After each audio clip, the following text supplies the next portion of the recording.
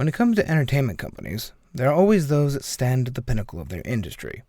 For streaming, there's YouTube and Netflix, Spotify and Pandora for music streaming, and for VTubing, there has always been Niji-Sanji and Hololive.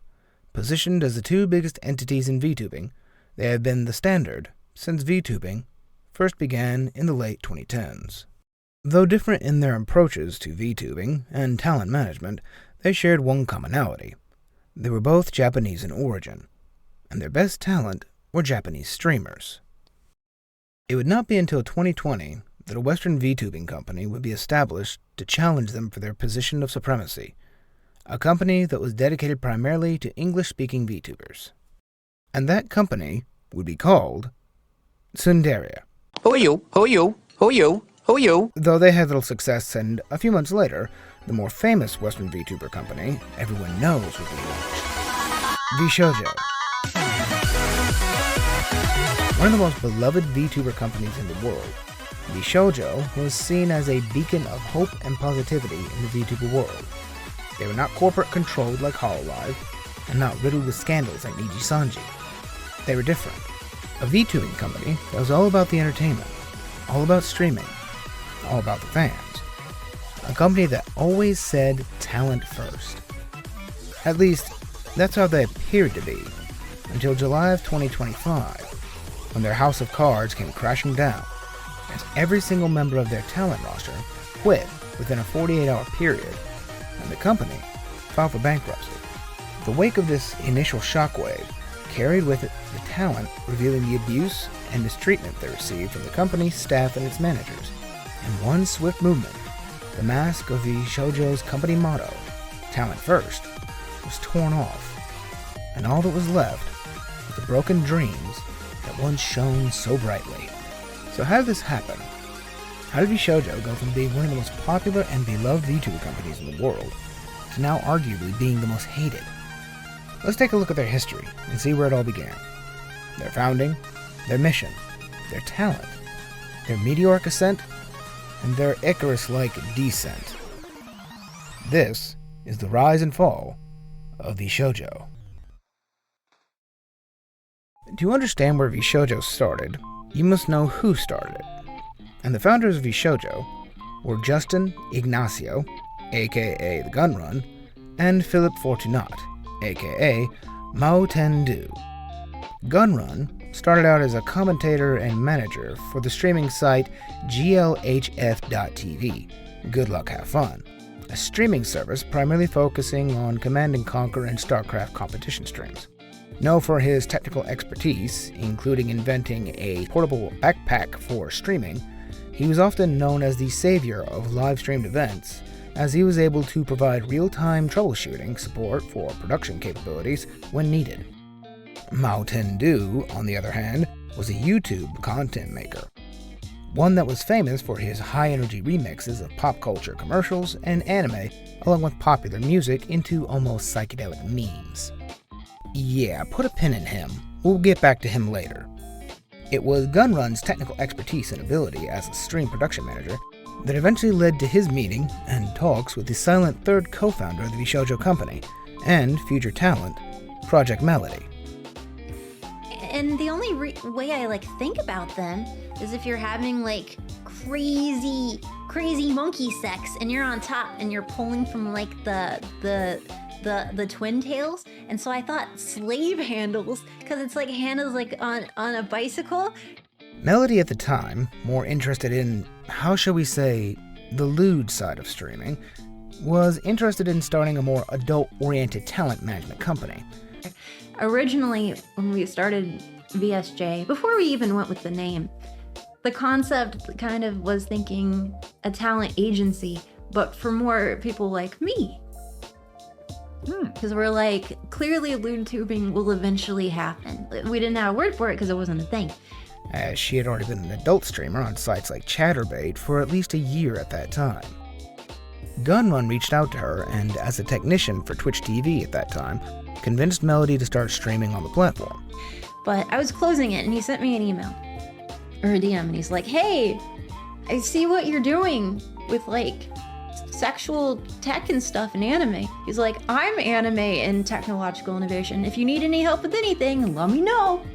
Yeah, later on, he's like, you gotta get on Twitch. And I'm like, I'm never going on Twitch. I hate it. Twitch Pokemon ruined my life. She agreed, and shortly afterwards, she and Gunrun started planning their own VTubing company, one based in the US to compete with the Japanese juggernauts. He got me on it, and then he's like, what do you think about an agency? I'm like, the porn agency? He's like, maybe a normal one first.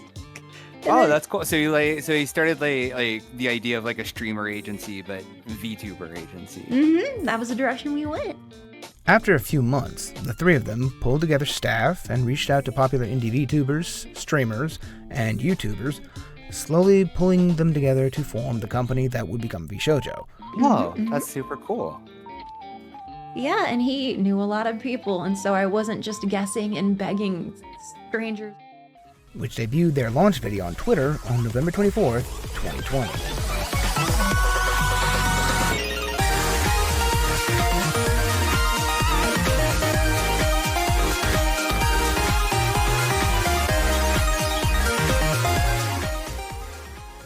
That same day, The Hollywood Reporter released a story piece on VShojo. While Nyanners, the longest streaming member of the group and potentially the most famous of the girls, re-debuted on her Twitch channel as a VShojo member. The next day, Melody debuted, alongside yet another article, this time from the PR Times in Japan. 2 days later, on the 27th, Fruit debuted, and on the 28th, the VShojo Reddit was established. The day after that, on the 29th, VShojo Japan, their eastern branch, was launched. The other girls' debuts would come later, but by the end of the year, VShojo was well established and on its way into taking the VTuber world by storm.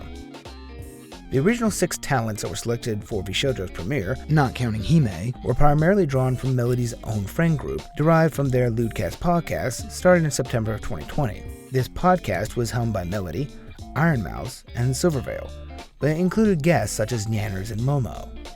These main 6, Nyanners, Iron Mouse, Silverveil, Project Melody, Centrea, and Fruit, would start next year, combining their massive followings to drive the VShojo company forward in 2021. In January, Silver dropped her first musical single, just before Centrea left behind her 3D model and debuted her own 2D model. This was all leading up to the debut of the 7th member of the VShojo roster, Hime Hajime, who would debut on the 30th of January. The next month, VShojo Reddit reached 10,000 members, filling up fast, while Centrea held a charity fundraiser for St. Jude's Children's Hospital, earning $42,000. And the next month would be VShojo's very first merch drops for the company, along with an interview of Zen, Nyanners, and Mouse by Anthony Padilla. That April, the first V-Showdown contest between the talents was streamed, while the debut of the 8th member of VShojo, Vei, had her very first stream affiliated with the company.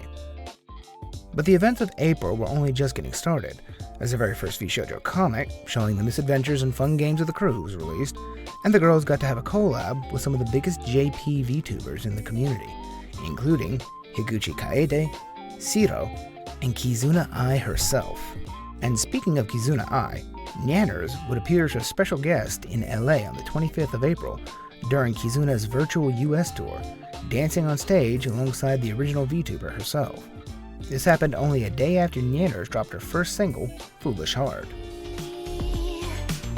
That you were just another lonely soul, just like me, dancing the night away. My lonely foolish heart belongs to you, only you. This connection with Kizuna drew in massive numbers of new fans and curious onlookers to VShojo, and the upcoming collabs in June would add to their popularity as well, as VShojo would collab with their biggest competition, Hololive. Nyanners played some games of chance with Kiara, while the 2 musical mistresses, Mouse and Marikalopi, met together to hang out on stream. All Hopefully good. nobody It was a saw. close call. Hopefully. Close call. I don't think the humans saw us. I think it's fine. Meanwhile, in the next month of July, Melody met with Pamo from Nijisanji, Oh my god. Saved my life. Thank you for this honor. Is this the part where we kiss? Oh god, I hope so. and all the girls of VShojo held a super collab with Bao, Vienna, Pikami, Fiona, and other major indie VTubers. August would be perhaps the biggest month for the company's growth, as VShojo was covered by the BBC.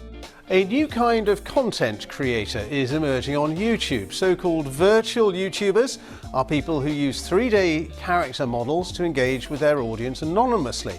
Well, our reporter Miles Emanuel's been speaking to two of them using their online personas. Hello, you're watching the BBC. Interviewing Vey and Fruit, just as Mouse and the gang started one of their very first Immune Deficiency Foundation fundraisers. What? I did not anticipate this. I didn't anticipate this. I thought it was a lot. I was like, okay, this is gonna be a lot. Continuing with August's events, the Speak of the Devil talk show with Mouse aired. And biggest of all, only 10 months after being founded, VShojo held their very first open talent auditions. Later in October, they would collab with another VTuber studio, VClan NTV, and finishing out the year with a new Merryweather comic release. While the biggest event of VShojo's history to that point would be their participation that month in the Ville's concert, with Nyan, Silver, and Mouse taking center stage.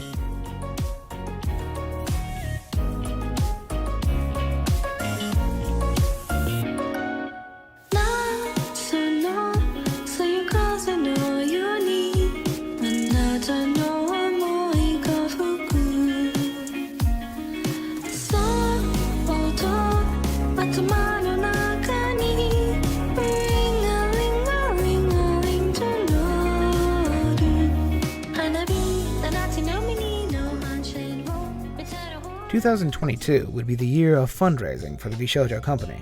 Not only would the girls raise $100,000 for Project Hope, but the company itself would receive an infusion of cash from investors, receiving $11 million in funds from Athos Capital, along with GFR funds and Gribe Ventures, all-tech startup investors, also adding to the pot. These funds opened the gates for a great deal of new ventures for the company, and after thwarting an invasion of geckos in April, the first of those ventures would be the VShojo panel at Anime Expo on July 2nd. It was during this panel which the newest members of the VShojo were announced, Kei-san and Nazuna, the very first members of VShojo Japan branch. After a Halloween celebration and merch drop, VShojo would celebrate their second anniversary before closing out the year with a brand new debut of their newest member Haruka on December 3rd.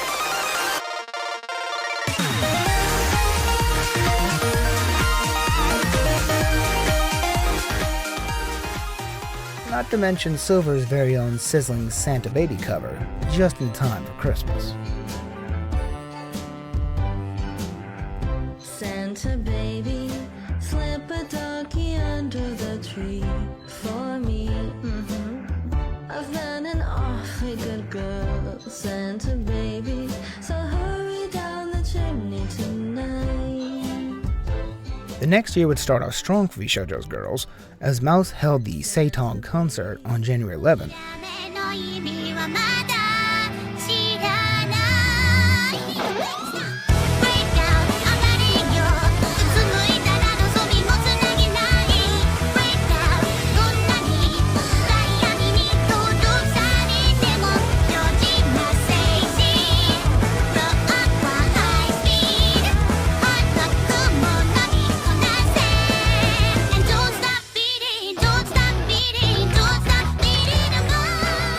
March, released the single Life Again.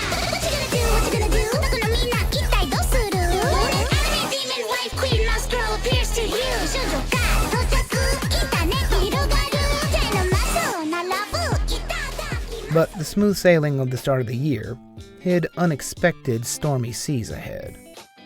As in April, Vebe, Silvervale, and Nyanners all separated from VShojo, leaving the company on April 25th and 26th respectively.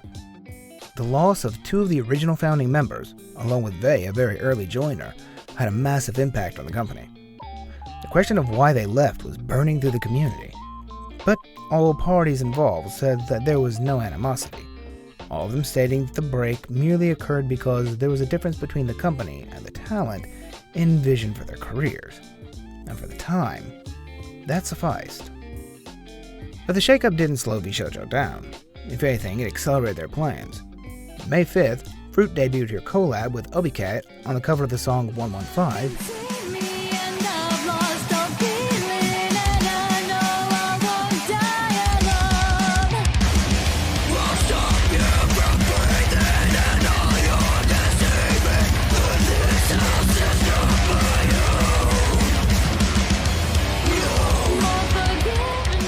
and 8 days later, VShojo pulled a major coup with the addition of Hanya the Genius to their roster of talent.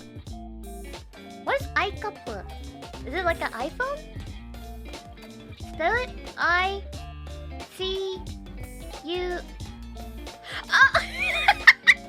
And she arrived just in time, too.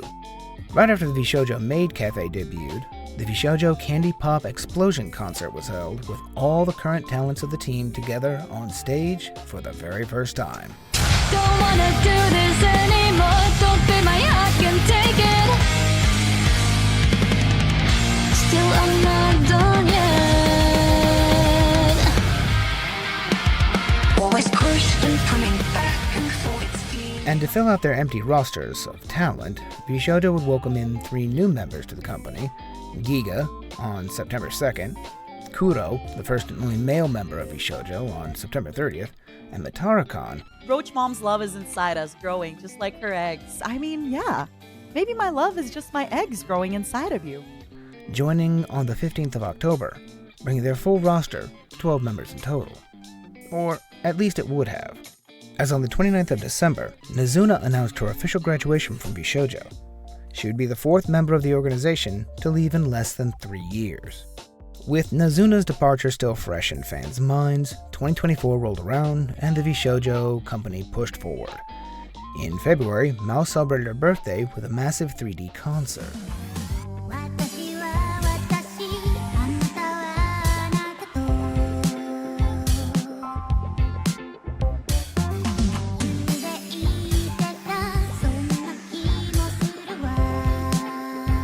And another new member, Michi, joined the team in April on the 20th. They also gave me this bonus toggle, but I'll never ever use it. Just, this is for your eyes only, and I'll do it super fast, okay? With the roster once again back at 12 members, one would think VShojo would want to slow down on accepting new members and focus on developing their new talent. But that didn't happen, as on July 9th, they opened applications for membership once again. But the only other new members they would announce would be the expansion of VShojo JP late that year with the debut of Nova Team in November. But before that, in September, Iron Mouse would surprise everyone as she shattered the sub record for Twitch at the time with over 300,000 subs by the end of her subathon that month. Oh my god, what the fuck? It just... Wait, are we at a level... I've never been that high before! I've never had a level 50 hype train! What the fuck? But something seemed to change for VShojo after that year. 2024 had been different than the years that had come before it. Far fewer events like concerts and panels were held.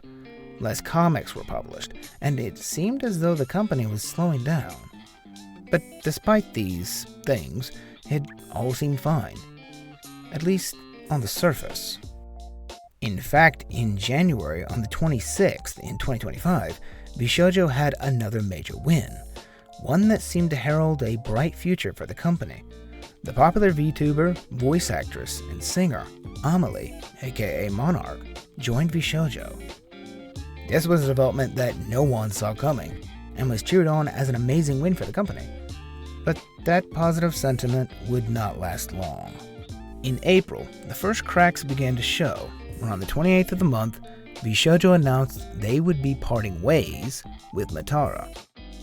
Though the words of the separation were sweet and kind, it did not soothe the VTuber community. To everyone who saw it, the message, and the stance the company took on her departure, sounded as if Matara had just been fired. And no one knew why. But another crack appeared soon after, this one under the surface, and not visible to many. Mao Ten-do, the co-founder of the company, resigned his position as chief marketing officer, effective May 14th, and left the company.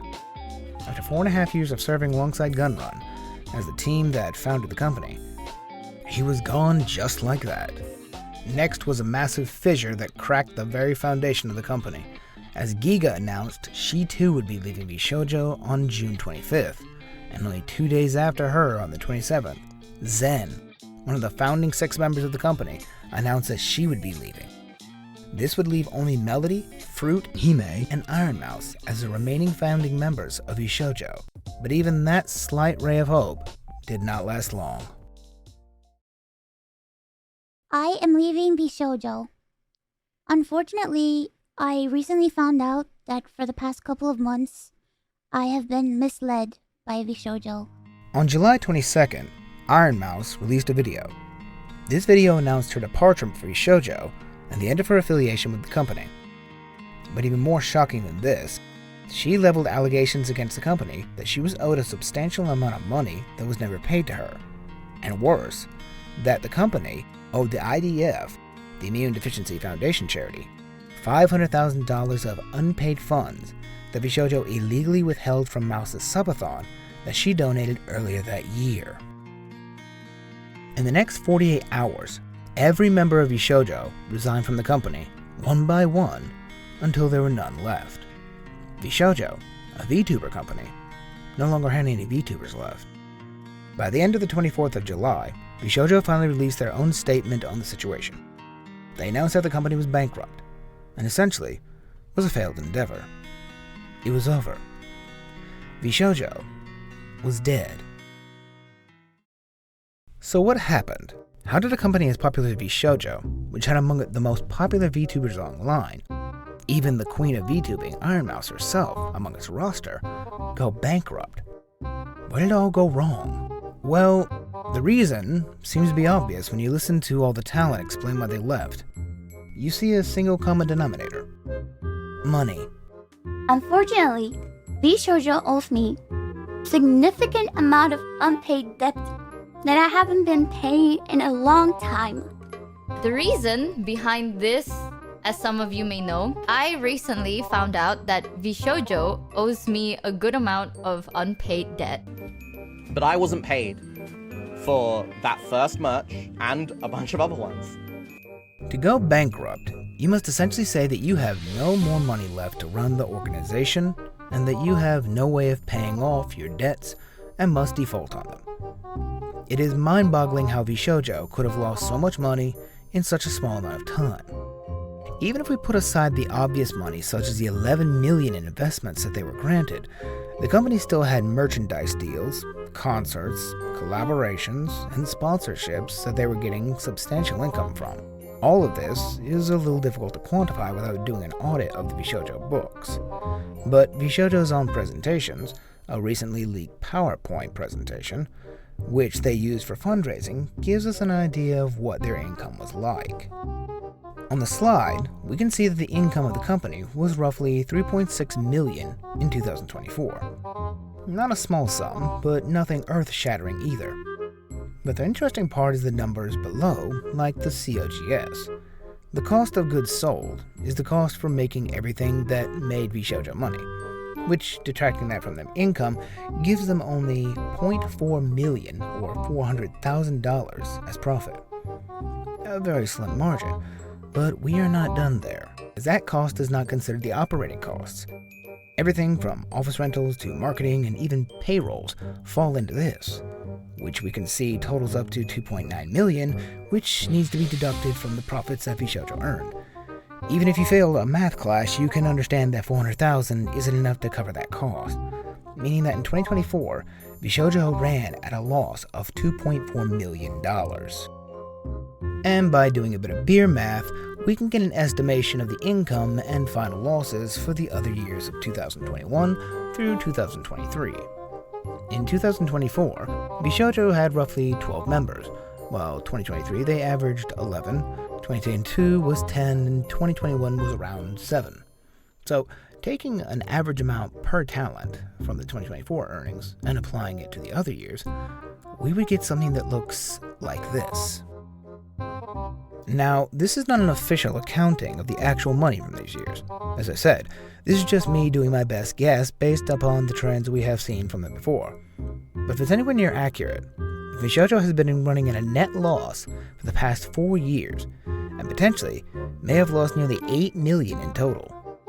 And even if they were aggressive by selling IPs they don't own that belong to the talent, they were still projected to lose $300,000 by the end of the year, 2025. Which is a lot, but remembering the $11 million in funding they received, it still does not add up. That last $3 million could have been lost to fees and taxes. Lord knows they are centralized in San Francisco, California. I wouldn't be surprised by that kind of tax rate, but still, it doesn't add up. Not just the numbers shown, but the general revenue gained. Why was it so low? I know, you must think I'm crazy. Millions of dollars low? Well, to help you understand what I'm talking about, let's use another successful VTuber's public earnings to display why VShojo's just doesn't add up. Kirsha, a White Fox VTuber of certain reputation. Wait, you're French? I'm submissive! Of course I'm fucking French! What do you mean? Recently published a large amount of merchandise with gamer subs, earning her own waifu cup.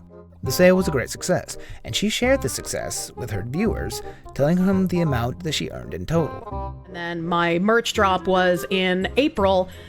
My merch drop, while only the seething Twitter freak, so before the articles, I made $160,000 off of my merch drop in 3 weeks. Shut the fuck up. So Are you serious? That's not even what gamer subs made. That is what I made from my merch drop. Shut the fuck up. Yeah. God, that's a lot of money. Yeah. Now, $160,000 from a single merch drop is an insane number, and Kirsha's following is still only 1/10 to 1/20th the size of some of the VShojo girl. But we will use it as a general measuring device. Say each of the talent in VShojo earned roughly that in a year for merch sale. That will put earnings for the 12 talents at last year of 2024 to a total of $1.92 million. Now, that's just the amount that talent earned. The company would have gotten a larger percentage cut. Here it's hard to use gamer subs as a ruler on this since they have different percent cuts for different affiliates, and VShojo most likely did too. But another company, G Fuel, which VShojo had a working relationship with, regularly gives 10% cuts to their affiliates. If this is the case for VShojo, then that would put the company's take on merchandise sales alone last year, in 2024, around $17 million, over $13 million more than what's shown. But let's say that VShojo was the most generous company ever with their talent and split the merch sales about 50-50.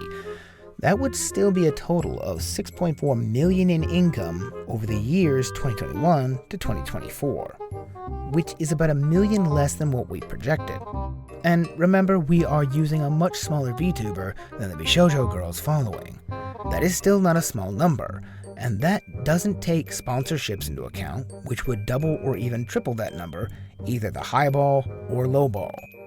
The math isn't mathing, and I think I know why. The answer is simple. They mismanaged the money, and I believe the slideshow is wrong. All this money is manageable if you know what you are doing and have it properly separated and reallocated when needed. But as the CEO of VShojo Japan told Kei-san when she interviewed him on the subject, that wasn't happening. Money was going in, money was going out. That was it. No one was watching it. VShojo JP itself was doing good? そうですね。 In finances too? そうですね。 You haven't paid me. っていうことになるですね。その本社の中の帳簿上はそうなってたっていうことは聞いてます。それは資金的にうまくいってないのでは？入ってくるお金と出ていくお金の数字のみを見たら、日本の支部っていうのはうまくやっていたってことですね。出ていこうかな。入ってきたお金。はい。財布が一緒になっていたんで、その、はい、私が見えるのはその財布の全体ではなく、入ってくるお金と出ていくお金のみ。でもその財布に入ってたお金は本来タレントに払う額のお金でしたよね。はい。 This attitude towards money was only confirmed when we reread Gunrun's bankruptcy letter for VShojo, as he mentions that he only found out about the $500,000 for the IDF later, sometime after the actual fundraiser. The fact that that amount of money, donation money, was being mixed with merch money and investment money reeks of negligence. So despite what we see, I personally don't believe the numbers. VShojo, in my opinion, was just putting up a front. I think they had no clue what they were bringing in or putting out. It looks to me that they just knew what they were losing at the end of the day and slapped some numbers on a PowerPoint to show some investors to beg for money. And if the presentation is right, then they were incompetent and didn't know what they were doing. Operating in the red doesn't always kill a company. Many companies have operated in the red for years, if not decades, and still found a way to pull together to keep the ship afloat. But when the crew mutinies, there's little hope of that happening. And mutiny the talent did. It wasn't just the money, it was something even deeper. Toxic leadership. After the talent exodus from the company was complete, each of them, and even some of the past talent long since separated from the company, came out to express their own feelings and issues with those that ran VShojo. And the picture they painted wasn't pretty. To break it down simply, there was bullying by the staff of the talent to coerce them to do as they wanted, mismanagement of contracts, abusive NDAs, shelving hired talent for over a year without debut, and sabotage campaigns directed at ruining former talent's relationships. A big list to unpack, so let's go from least to worst. First are the contracts. It's a normal thing for a company to have contracts with those that it does business with, especially with VShojo, as the talent they managed were not employees but were instead classified as contractors.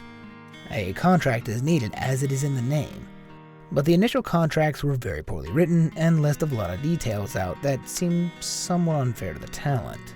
Though it sounds sneaky, there is the potential that the contracts were just poorly made, another sign of incompetence due to the VShojo lawyer not having an actual license.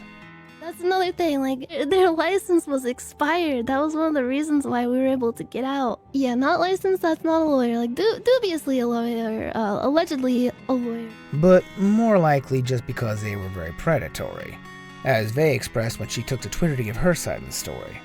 During her time with VShojo, the company demanded more money from the talents and insisted that they sign an updated contract, one that gave them 60% or higher cuts on sponsorships and merchandise. They accepted this change, so long as they did not take a cut from her Mythic sponsorships, which she was already sharing with the Mythic talent agency. But VShojo refused. They wanted it all. This eventually led to Vei ending her association with VShojo and leaving the company. And it is highly likely that Nyanners and Silver, who left the company at almost the exact same time, ended their affiliation with the company due to the very same contract change. And they intentionally announced Vei and I leaving at the same time, so it looked like we left together, even though Nyan wanted to leave at the same time. And they refused to let her leave at the same time because they wanted it to look better for them. Like, it's not like we were all jumping ship at the same time. They literally held her hostage so it would look better for them. Closely related to the contracts are the NDAs. Each of the talent of VShojo, when they left, were required to sign NDAs, non-disclosure agreements. I'm sure you all know, especially now, that can make things very stressful behind the scenes, especially when you're not able to talk about it. I don't know, it adds up. The stress of it adds up. I'll be real. I don't even know how much those NDAs, like, if they hold any water as of now. I'm not gonna lie. Like, going live right now, like, during all this, I feel anxious. It is a common practice for companies and other organizations that are particularly in the public eye to have NDAs, often to protect themselves from slander or libel. Yet, VShojo had an extremely strict enforcement for the NDAs. Both Vei and Silver attest to VShojo agents actively stalking their streams in Discord and often threatening with lawsuits if the girls said anything that hinted of any negativity towards VShojo. Silver was hit with this when she merely announced that she was under the weather, and VShojo quickly lashed out for that. Like, even before it was announced that I was leaving, I had just mentioned in my Discord, just like casually, that I was stressed and I needed to cancel the stream, and they contacted my lawyer because of that and threatened to sue me if I hinted that I was leaving or unhappy at all, just because I said I was stressed. So imagine me saying anything else.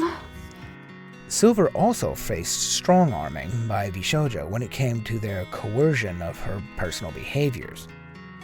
Silver is unfortunately infamous for the Hogwarts Legacy incident. TLDR, Silver played Hogwarts Legacy, a game that drew the ire of influencers and other social media posts due to its association with J.K. Rowling, who some people consider to be transphobic. Silver received a great deal of harassment for this, and when VShojo heard of the harassment, they did not take her side. And when all of the Wizard Game stuff was happening, if you guys remember that, I know a lot of people think that I had no support, and you can't imagine how true that was.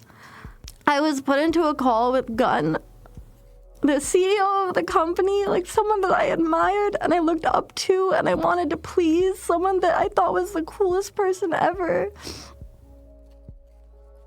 And he told me that I was a damage to the brand, that I was a disappointment. I was told that me being harassed was an inconvenience to the other talents and not to talk to them. Optics were more important than their own talents' well-being. Even Iron Mouse, the top talent of the company, was not safe from this kind of abuse. I would be told certain things about people. I would feel like I was losing my sanity because they were fine with me and when we spoke, but they would tell me they hated me, so I started questioning my reality. Yeah, that's fucking abuse 101 right there, bro. This type of bullying was commonplace, as again, they attests to it as well, with VShojo attempting to bully and force the NDAs on them. Though it appeared that VShojo believed that the NDAs only applied to the talent, as they could say whatever they wanted about them. Nyanners addressed this issue in regard to Moten-do, who at private meet and greets would actively spread rumors about her friends, Vey and Silver, insinuating that it was their significant others that coerced them into leaving the company. I don't know how much I can go into in regards to the narrative pushing shit. The boyfriend shit was, that is just insane. I had to watch Ethel take so much shit, even though, like, privately, he wasn't telling me to leave or to stay. He was helping me in every way possible as, like, a supportive partner can and should. After I left, people accusing him of, like, telling me to leave, like he's in my ear, like, oh, the evil boyfriend made her leave. And he did not deserve any of that. And the fact that I couldn't defend him from that, and he couldn't defend himself, because, like, all this shit was being spread about him and me, about everybody else who left. Not to mention all the shit that got flung at Vey and Silver. It never stopped. It was like, you'd think that people would shut the fuck up after, like, literal years, but no, like, it was still being pushed about them, and people are still treating them like they're stupid and stuff like that, and it hurts to see that shit about your friends, about people you care about. While the company and its actors actively spoke ill of them at other parties, and even on 4chan, as Vey attests. And speaking of Moten-do, the CMO, or Chief Marketing Officer, he was most likely the one behind the wasteful and useless marketing strategy of the company. It is highly likely that much of VShojo's income was squandered on this poor use of resources. Curious because I saw this tweet that someone posted. I saw this tweet where someone posted that, remember when VShojo plastered this all over the Tokyo subway to brag about how well they treated their talents? I was thinking about this, and I was like, I know that station. That's fucking Shinjuku Station. I go through that all the time. And I was wondering, I was like, how much does it cost to get that? And so I actually found the exact costs of how much it costs to do this. Or 40 million yen, which is about $250,000 for one. If you want to take over the whole thing, it would cost 200 million yen, which is, if I'm not mistaken, it's a fuck ton.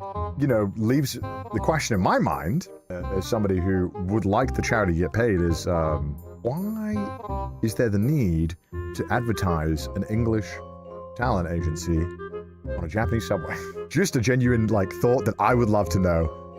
He is potentially also guilty of much more than just wasting the funds of the company, as according to Vey, he was reprimanded for being, quote-unquote, creepy towards the talent and informed to not DM them anymore, which could mean several things, ranging from being a pest and general annoyance to, at worst, a very nasty form of harassment. But for now, we don't know. I mean, it's not like anyone has hinted that he was a fucking cock loser! Bitch! Sorry, guys. Yo, Gunrun, what the fuck, dude? Shut the fuck up, bitch boy! And even now, he seems intent on digging himself an even deeper hole. As, just as I'm editing this video, within the past 24 hours, Mountain Dew has released a recent Google Doc. The Google Doc goes over different details. I'm not going to read the whole thing to you. That'd be an entire video on its own. So, summarization, he blames Gunrun and one other member of the board of directors, the only officers of the company, for everything, saying that he had no power or influence in the company, despite being a founder, had never seen any of the documents or the account book, and says had he ever known that any of the talent were not being paid, he would have immediately done something and left the company. Despite him completely contradicting himself just a few pages down by talking about how he was constantly pestering the company after he left, asking them when they were going to collapse so as to prevent it from actually damaging or hindering his brand new project, which he was hoping to start soon.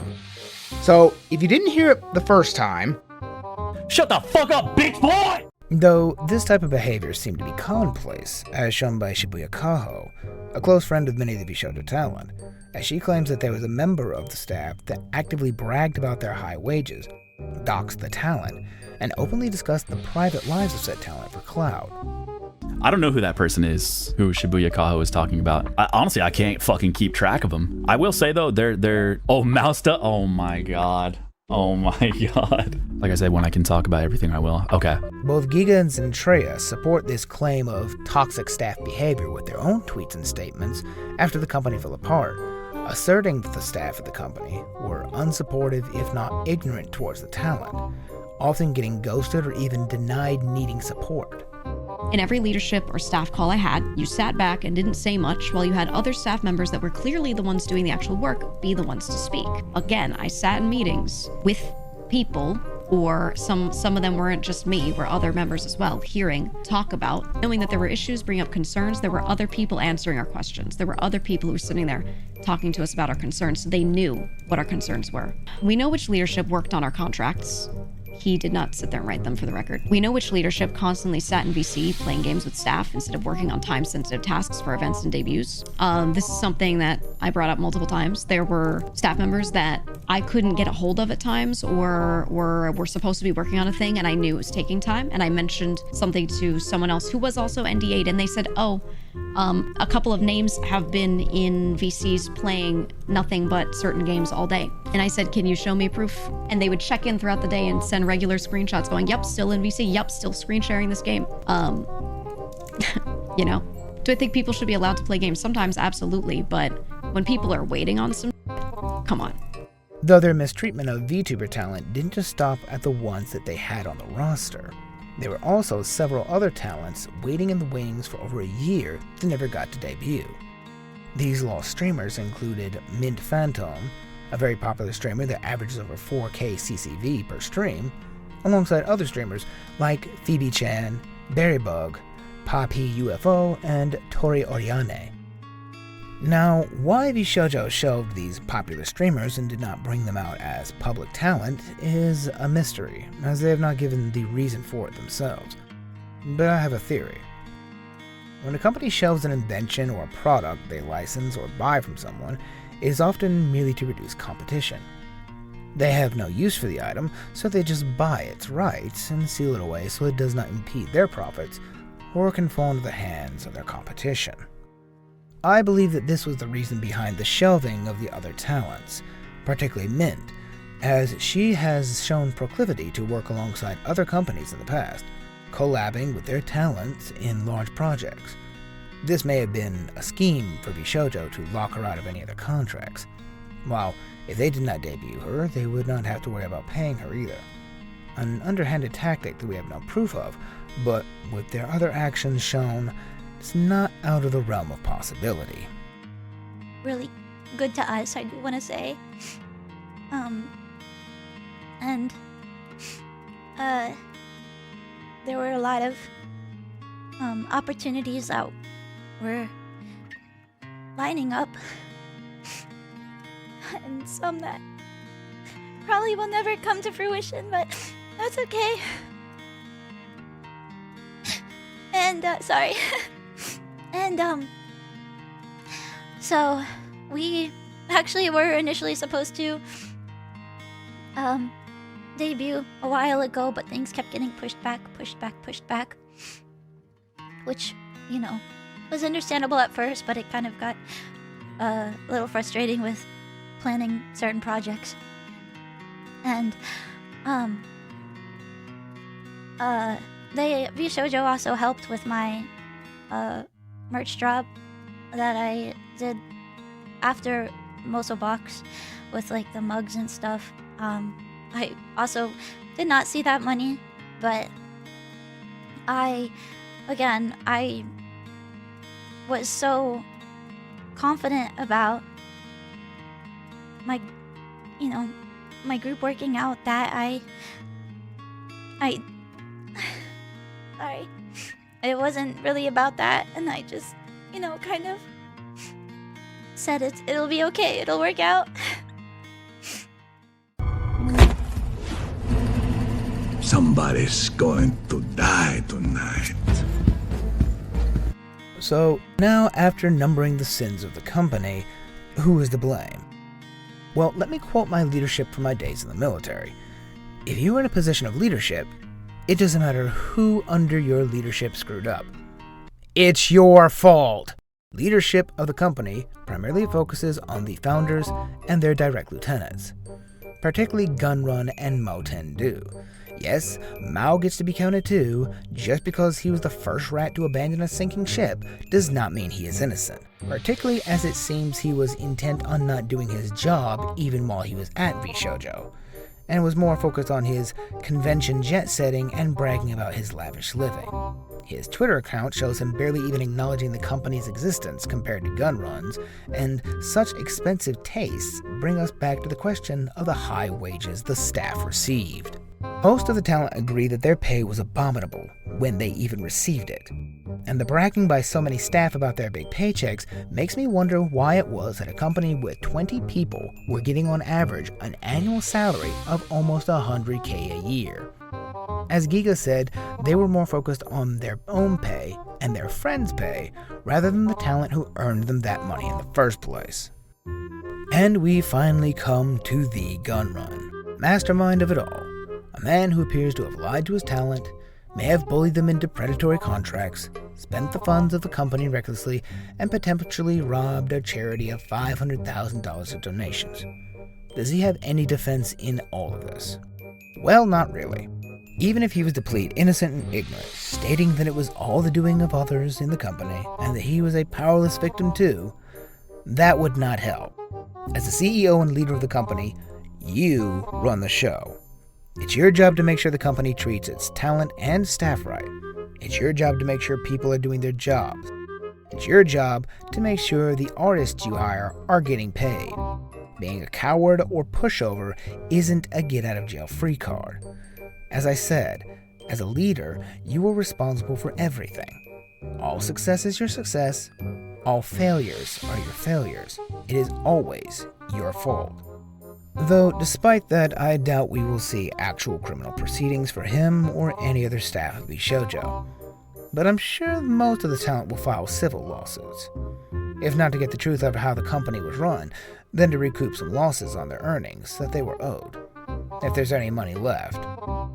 And as for VShojo Japan, I'm not even going to bother, as that branch seems an afterthought for main VShojo. The Japanese VShojo and the Japanese VTuber scene is quite its own beast. Very different from America. Here's the problem. It's that basically there's a big cultural difference in the way that talent management happens in apparently Japan versus America. In Japan, talent management is seen as much more of an overarching kind of like control mechanism. And in America, there's much more of a focus on individualism, the content creators' autonomy, etc. And so that's obviously a very, very big difference. And being neglected so much that many theorize being alone and not having any fellow pure Japanese members was one of the reasons Nazuna left the company. It was a pointless endeavor for the company, and they should have focused on building their base in the US before expanding and incurring more costs. It was too soon. I think after looking at all this, we can finally say that there was no major conspiracy in the fall of VShojo. No great calamity that no one could see coming. It all came down to one reason.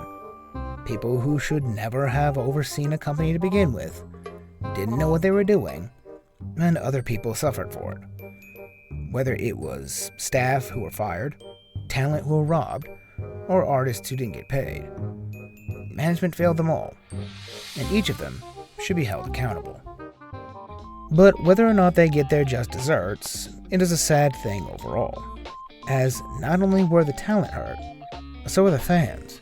We trusted you, and you knew how hard that was for some of us to do. Our communities, people who only ever do their best to support us and care for us, do not deserve this either. This does not get 5 big booms. Holy shit. Fans that believed in VShojo. Fans that loved the company. Fans that saw them as a family of VTubers. Something in the world of greedy corporations they could believe in. And now, that belief is gone. But luckily, it's not truly over. The girls, and Kuro, are not going anywhere. They will keep streaming, they will keep loving their fans, and maybe we will see them reunite one day. This time, not as a group of streamers in a company, but as what the company was meant to be, and the talent always were. A group of friends. Maybe they did.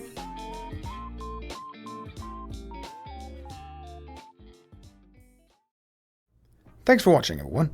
Hope you enjoyed the video. Do you have a favorite streamer or VTuber that you'd like me to do my next video on? Leave a comment suggesting them, and the one that gets the most love, I'll add to the list and start researching them for a future project. And if you want to see me make more of these videos, be sure to like and subscribe, and maybe visit my Twitch, so that one day I can make this my actual job. But until then, this is Koi saying, fare thee well, friends.